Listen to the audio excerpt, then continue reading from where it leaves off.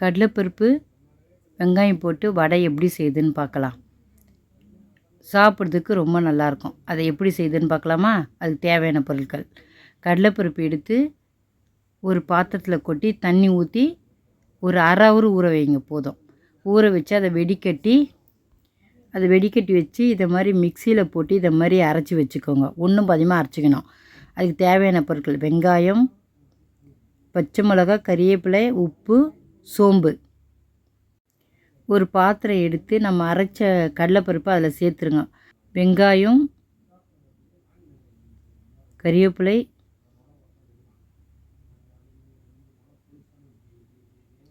பச்சை மிளகா, சோம்பு, உப்பு எல்லாத்தையும் போட்டு இதை மாதிரி நல்லா பிசைஞ்சிக்கோங்க கையை வச்சு. உப்பு ஒரு சைடு கறிக்கும், அதனால் நல்லா இதை மாதிரி எல்லா சைடும் சேர்கிற மாதிரி நல்லா கலக்கிக்கோங்க. இது மாதிரி நல்லா பிசைஞ்சு வச்சுக்கோங்க.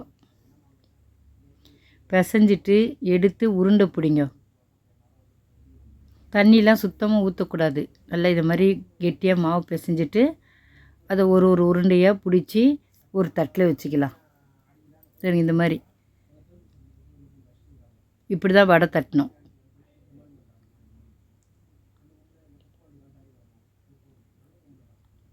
முதல்ல எல்லாத்தையும் எடுத்து உருண்டை பிடிச்சி வச்சுக்கோங்க. இது மாதிரி உருண்டை பிடிச்சி வச்சிங்கன்னா ஈஸியாக இருக்கும் உங்களுக்கு தட்டுறதுக்கு.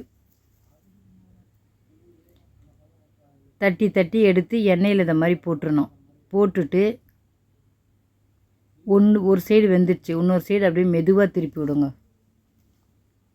மேலே எண்ணெய் தெறிக்கும். இப்போது வடை ரெடி ஆகிடுச்சு. எடுத்து தட்டில் வச்சாச்சு. இப்போ பாருங்கள், அதே மாவு எல்லாத்தையும் இந்த மாதிரி தட்டில் ரெடியாக தட்டி வச்சுக்கோங்க. இப்போ ஒன்று ஒன்றா எடுத்து எண்ணெயில் போடுங்க. எண்ணெய் நல்லா காஞ்ச பிறகு ஸ்லோ பண்ணிவிட்டு வடையை ஒன்று ஒன்றா எடுத்து போடுங்க அந்த மாவை. அவ்வளோதான், வடை ரெடி ஆகிடுச்சு. பாருங்கள் எவ்வளோ அழகாக இருக்குது.